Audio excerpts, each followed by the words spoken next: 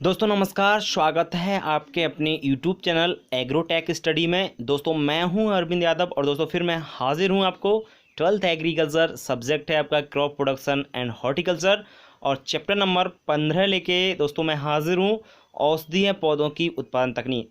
जी हाँ दोस्तों, आज हम अध्ययन करेंगे आपका चैप्टर नंबर 15 का। इसका नाम है औषधीय पौधों की उत्पादन तकनीक। दोस्तों मैं आपको बता देता हूँ, यह चैप्टर आपका 3 नंबर का पूछा जाएगा, यानी 3 ही इस चैप्टर से ऑब्जेक्ट टाइप क्वेश्चन यानी ओटी पूछे जाएंगे। 3 ओटी आपके इस चैप्टर से पूछे जाएंगे। दोस्तों अगर आप हमारे यूट्यूब चैनल पर नए हैं तो हमारे चैनल को एग्रोटेक स्टडी को दोस्तों सब्सक्राइब जरूर कर लें। सब्सक्राइब करने के बाद बेल आइकन को दबाना बिल्कुल न भूलें, जिससे आपको नए वीडियो का नोटिफिकेशन सबसे पहले आपको मिलता रहे। दोस्तों अगर आपको कहीं भी किसी क्वेश्चन में डाउट होता है तो हमारे मोबाइल नंबर आपको नीचे दे रखें, उन पर आप कॉल करके या व्हाट्सअप करके दोस्तों पूछ सकते हो, कैसा भी आपको डाउट हो एग्रीकल्चर से संबंधित। दोस्तों हम इस वीडियो की शुरुआत कर लेते हैं। सबसे पहले हम चैप्टर नंबर 15 है और चैप्टर का नाम है औषधीय पौधों की उत्पादन तकनीक। मैं आपको बता देता हूं कि यह चैप्टर 3 नंबर का है और 3 ही ओटी आने इस चैप्टर से, तो बहुत ही इंपॉर्टेंट चैप्टर है। अगर आपको ये जितने भी पॉइंट मैंने इसमें एकत्रित किए हैं वो आपको याद हो गए तो समझ लीजिए आपके 3 नंबर पक्के हो जाएंगे। दोस्तों शुरुआत करते हैं। सबसे पहला पॉइंट, सफेद मूसली का वानस्पतिक नाम क्लोरोफाइटम बोरविलियनम है। क्या है आपका? सफेद मूसली जो आपकी औषधि वाली फसल होती है, इसका जो वानस्पतिक नाम है वो है क्लोरोफाइटम बोरविलियनम। ठीक है दोस्तों। दूसरा है, सफेद मूसली को सोने की जड़ वाली फसल कहते हैं। किसकी जड़ वाली? गोल्ड की जड़ वाली। ठीक है दोस्तों। इसकी जड़ होती हैं बहुत ही इंपॉर्टेंट की जड़ होती हैं। इसकी जड़ का जो महत्व है बहुत ही अधिक महत्व होता है दोस्तों। औषधि के रूप में इसकी जड़ों का प्रयोग किया जाता है, इसलिए सफेद मूसली को सोने की जड़ वाली फसल कहते हैं। तीसरा पॉइंट है, सफेद मूसली एक कंदीय फसल है। कहने का मतलब सफेद मूसली जो होती है इसके कंद यानी इसकी जड़ जो होती है वो ही प्रयोग में लाई जाती है। ठीक है, इंपॉर्टेंट पॉइंट है तीसरा, सफेद मूसली कैसी फसल है? कंद वाली फसल है, कंदीय फसल है। चौथा पॉइंट है दोस्तों, सफेद मूसली को छीलने के बाद सुखाना चाहिए। पहले उसको छीलना है, छीलने के बाद उसको क्या करना है? आपको सुखाना चाहिए। ठीक है दोस्तों। पांचवा पॉइंट समझ लीजिए, सफेद मूसली में सैपोनिन तत्व पाया जाता है। आपका जो सफेद मूसली होती है इसमें कौन सा तत्व पाया जाता है? ध्यान रखना, सैपोनिन जो आपका मुख्य कार्य करता है औषधि के रूप में, वो तत्व पाया जाता है जिसका नाम विशेष याद रखना, सैपोनिन। ठीक है, सफेद मूसली में कौन सा तत्व पाया जाता है? तो आप ध्यान रखें, सैपोनिन तत्व पाया जाता है। ठीक है। छठवां पॉइंट दोस्तों, सफेद मूसली का कुल लिलिएसी है। सफेद मूसली का कुल कौन सा है? लिलिएसी आपका सफेद मूसली। दोस्तों ये जो पॉइंट्स है आपको 6 पॉइंट, 7वें पॉइंट्स की हम आगे बात करते हैं। समझ में आ गए होंगे आपको 6वें पॉइंट।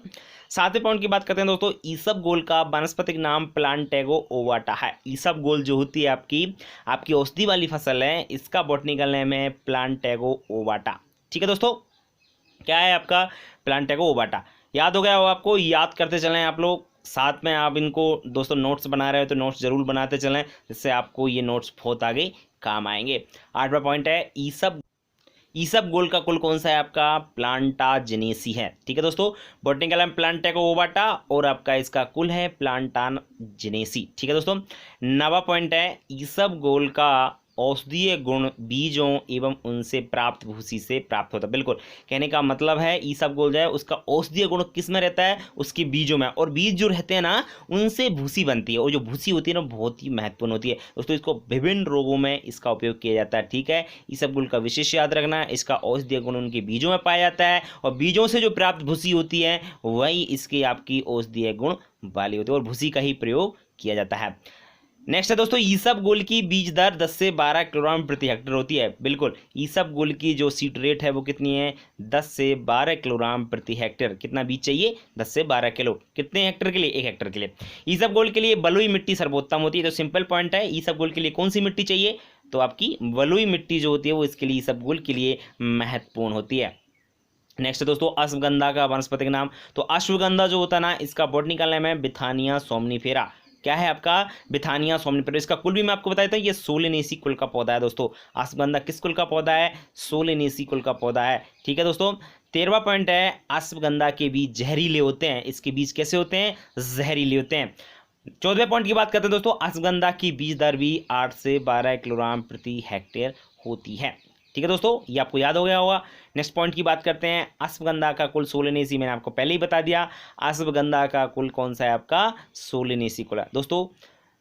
अगर आप हमारे यूट्यूब चैनल पर नए जुड़े हैं तो चैनल को सब्सक्राइब करना बिल्कुल न भूलें दोस्तों, और बेल आइकन को दबा दीजिए जिससे आपको नए वीडियो का नोटिफिकेशन मिलता रहे। दोस्तों अगर आपको एग्रीकल्चर से संबंधित किसी भी क्वेश्चन, किसी भी आपको एग्रीकल्चर में प्रॉब्लम आती है कहीं भी, तो आप लोग जरूर हमको कॉल करके या व्हाट्सअप करके ज़रूर पूछें। दोस्तों हमारा मोबाइल नंबर है 7224002628। इस पर आप कॉल कर सकते हैं, आप व्हाट्सअप कर सकते हैं।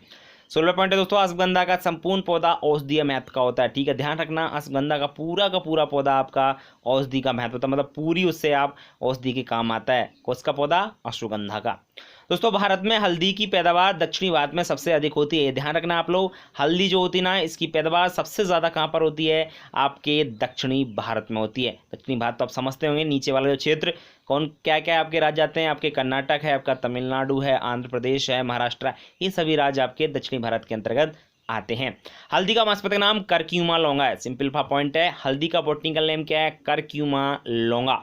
और अमलापुरम हल्दी की एक महत्वपूर्ण किस्म है। दोस्तों अमलापुरम हल्दी की एक महत्वपूर्ण किस्म है। मैंने इसलिए ऐड को किया इस क्वेश्चन को, ये कई बार आपके एग्जाम में पूछा जा चुका है। दोस्तों जितने भी मैंने क्वेश्चन इसमें पॉइंट्स लिए हैं वो पूछे जा चुके हैं, वही क्वेश्चन मैंने वही पॉइंट्स इसमें आपको उठाकर रखे हुए हैं। दोस्तों हल्दी की उपज लगभग 40 से 50 क्विंटल प्रति हेक्टेयर होती है। कितनी होती है हल्दी की उपज? एक हेक्टेयर में लगभग 40 से 50 उसकी गांठें जो होती हैं, जड़ जो होती है ना, वो प्राप्त हो जाती हैं। कितनी? 40 से 50 क्विंटल प्रति हेक्टेयर। दोस्तों हल्दी का कुल कौन सा है? तो हल्दी का कुल विशेष याद रखना, जिंजिबरेसी आपका हल्दी का कुल, और अदरक का भी कुल दोस्तों जिंजिबरेसी होता है, इसलिए हल्दी का कुल भी कौन सा है? जिंजिबरेसी। दोस्तों नेक्स्ट पॉइंट है 22, लहसुन का वानस्पतिक नाम एलियम सटाइवम है। ये तो आप लोग जानते होंगे, लहसुन जो होता है ना, इसका बॉटनिकल नेम एलियम सटाइवम होता है। दोस्तों आपका जो लहसुन होता है ना, इसका प्रयोग बहुत सारी औषधियों को बनाने में भी किया जाता है, इसलिए इसको औषधीय पदों में रखा गया है। नेक्स्ट पॉइंट है दोस्तों, लहसुन का कुल एमरलिडेसी है। ध्यान रखा, लहसुन का कुल कौन सा है? एमरलिडेसी है।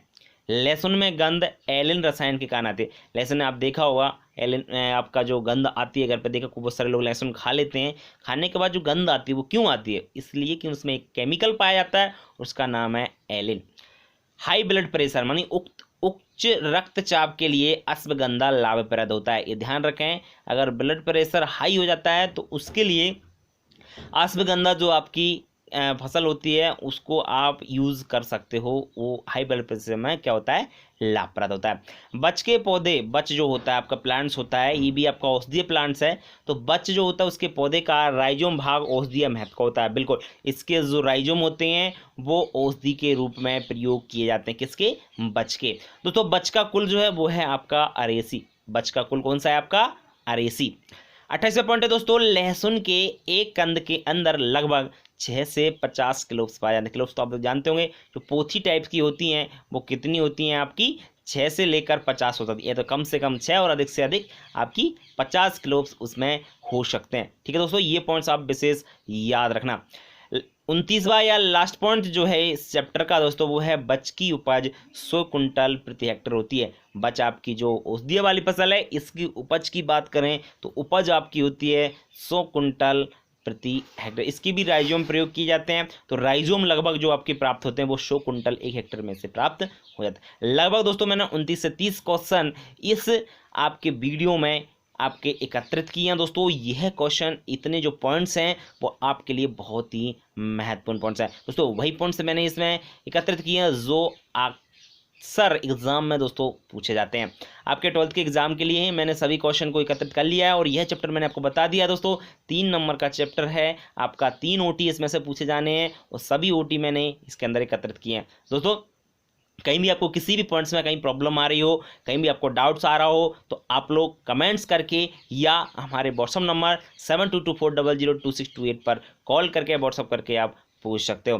दोस्तों वीडियो कैसा लगा ये आप ज़रूर कमेंट बॉक्स में लिखकर बताएं, और वीडियो अगर आपको अच्छा लगता है तो लाइक करना बिल्कुल ना भूलें, और अपने दोस्तों को शेयर करें दोस्तों, जिससे उनका भी आपका भला हो सके। दोस्तों मैं आपको पूरा 12th एग्रीकल्चर ढंग तरीके से आपको पढ़ा रहा हूँ। कहीं भी आपको किसी में प्रॉब्लम होती है तो आप लोग ज़रूर हमको बताया करें, कहीं भी आपको प्रॉब्लम नहीं होगी। ठीक है दोस्तों, अगर आप हमारे YouTube चैनल पर नए हैं तो चैनल को सब्सक्राइब जरूर कर लें। सब्सक्राइब करने के बाद बेल आइकन को दबाना बिल्कुल न भूलें, जिससे दोस्तों आपको नए वीडियो का नोटिफिकेशन समय से आपको मिलता रहे। ठीक है दोस्तों, आज के लिए इतना ही। कल फिर मिलेंगे एक नए वीडियो के साथ, नए वीडियो लाएंगे। कल से हम आपको बायो स्टार्ट कर रहे हैं PCMB एलिमेंट ऑफ साइंस में, तो कल फिर मिलते हैं दोस्तों। आज के लिए नमस्कार।